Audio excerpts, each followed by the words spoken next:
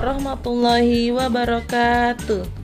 Selamat berpuasa semua anak-anak bunda. Bagaimana kabar hari ini? Semoga selalu sehat dan dalam lindungan Allah Subhanahu wa ta'ala. Amin ya Allah ya Rabbal alamin. Hari ini kita akan kembali belajar dari rumah. Walaupun belajar dari rumah, kita harus tetap semangat ya. Sebelum belajar, mari kita membaca basmalah terlebih dahulu bersama-sama. Bismillahirrohmanirrohim. Anak-anak bunda, hari ini kita akan belajar tematik tema 8, subtema 4, pembelajaran 1 tentang bencana alam. Anak-anak bunda boleh buka buku temanya halaman 157. Sudah dibuka? Jika sudah, pernahkah kalian mendengar berita tentang bencana alam? Apa saja ya contoh bencana alam yang sering terjadi di Indonesia? Ayo kita amati gambar tersebut. Sekiranya ini gambar apa ya? Ini gambar contoh angin tornado atau angin topan. Nah, kita membaca bersama-sama ya. Saat di rumah, Rasti mendengar berita dari radio. Berita tentang bencana alam di desa sebelah. Bencana alam terjadi di desa Sukamakmur. Angin topan bertiup sangat kencang. Rumah-rumah roboh dan atapnya terbawa angin.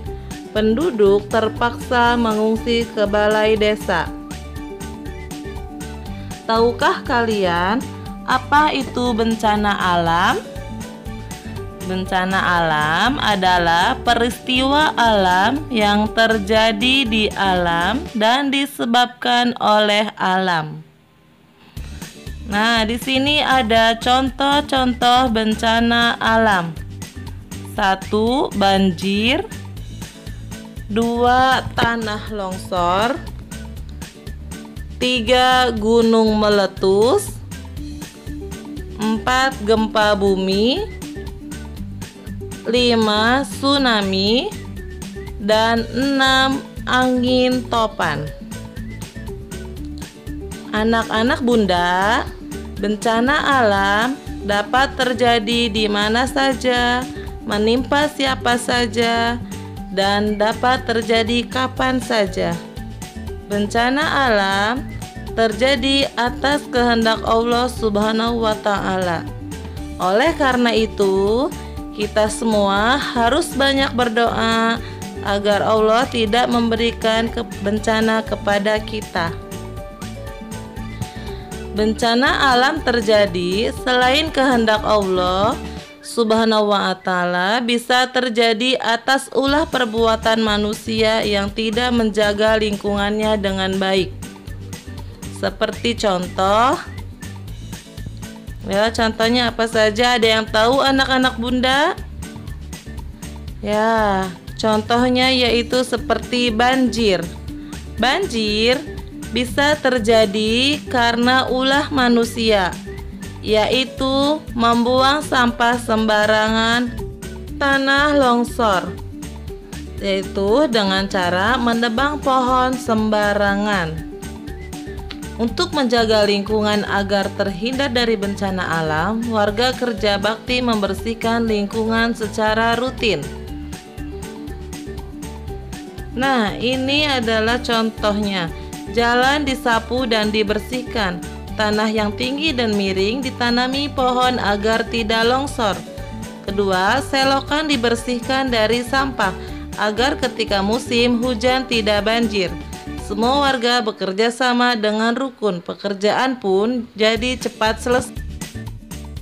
Selain kerjasama bersama warga, kita pun harus kerjasama bersama keluarga di rumah.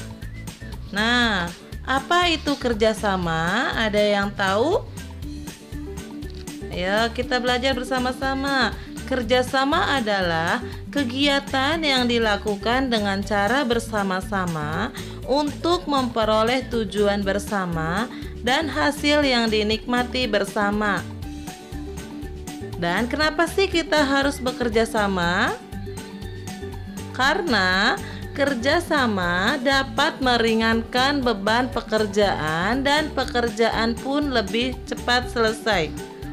Dan selain itu, kerjasama dapat menambah keakraban setiap anggota keluarga. Nah, Bunda mempunyai dua contoh di gambar ya. Contoh yang pertama yaitu kerjasama semua anggota keluarga untuk membersihkan rumah. Dan yang kedua yaitu ada anak perempuan sedang membantu ibu memasak di dapur. Ini adalah contoh kerjasama ya. Nah, ada contoh kerjasama di rumah Jonas. Waktu itu hujan. Ayah akan memperbaiki atap rumah. Jonas dan ibu membantu memegang tangga agar ayah tidak terjatuh. Kemudian ada contoh kerjasama di rumah Dedi. Waktu itu kebanjiran. Dedi membantu ibu mengepel lantai. Ayah membantu mengangkat barang-barang yang terendam air. Nah, itu semua adalah contoh kerjasama di rumah ya. Nah, kerjasama di rumah yaitu banyak manfaatnya. Apa saja ya manfaat kerjasama di rumah? Yaitu pekerjaan cepat selesai dan mengakrabkan semua anggota keluarga. Dan rumah pun menjadi bersih loh kalau kita mau bekerja sama di rumah ya. Bekerja sama di rumah itu sangat penting. Jadi semuanya harus mau bekerja sama di rumah karena dengan bekerja sama, semua pekerjaan akan cepat selesai. Ayo, apakah kalian pernah melakukan kerjasama di rumah? Siapa nih anak Bunda yang suka kerjasama di rumah? Coba sebutkan contoh lain tentang kerjasama di rumah. Ada yang bisa? Nah, Bunda punya contoh lagi ya, contoh kerjasama. Di sini ada kerjasama anggota keluarga di rumah. Ayah dan ibu membersihkannya dan anak-anak merapihkan bekas mainannya. Nah, kemudian apalagi contohnya? Bunda ada lagi nih contohnya. Kerjasama memberi sumbangan kepada korban bencana alam. Yo, siapa yang suka memberi bantuan atau menolong korban bencana alam?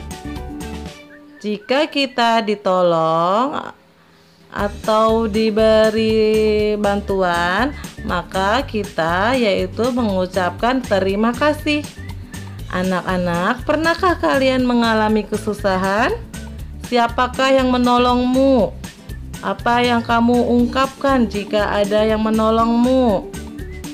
Ada yang tahu? Ya, siapa anak Bunda? Jika kalian ditolong oleh orang lain, maka ucapkan terima kasih.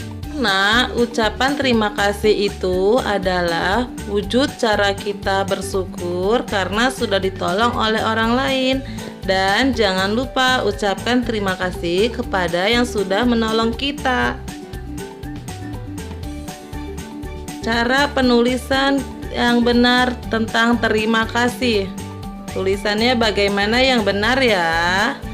Yang benar adalah tulisan terima kasihnya diberi jarak antara terima dan kasih. Ada jarak ya, atau diberi spasi namanya. Nah, kalian perhatikan ya cara tulisan yang baik dan benarnya. Terima kasih ada jaraknya. Jadi kalau menulis terima kasih harus dipisah. Baik anak-anak, sudah bisa dipahami? Nah, kita simak baik-baik percakapan berikut ini. Nah, di sini ada Edo, Dayu, dan Beni. Beni akan mencoba mengungkapkan terima kasih tentang Edo yang jatuh dari sepeda, dan si Dayu ingin mengobati lukanya Edo. Dan apa yang dijawab oleh Edo adalah, terima kasih Bayu sudah membantu mengobati luka di kakiku. Nah, ini adalah contoh ungkapan terima kasih. Selanjutnya kita simak percakapan berikut ini ya. Bagaimana sekarang perasaanmu, Nak, setelah melihat pertunjukan badut tadi? Alhamdulillah, saya jadi terhibur. Terima kasih banyak, Bu, sudah menghibur kami di tenda pengungsian ini. Nah, ada lagi contoh.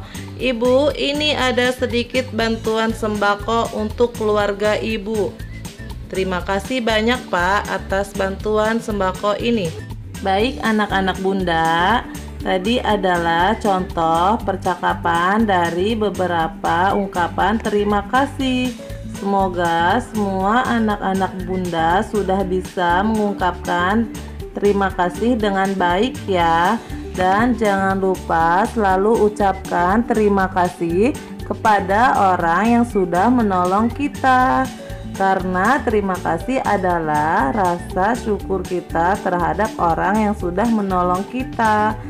Nah, pembelajaran hari ini cukup sekian ya. Untuk tugasnya, kalian boleh buka buku MBP halaman 105 level A dari nomor 1 sampai nomor 15. Selamat belajar. Cukup sekian ya. Wassalamualaikum warahmatullahi wabarakatuh.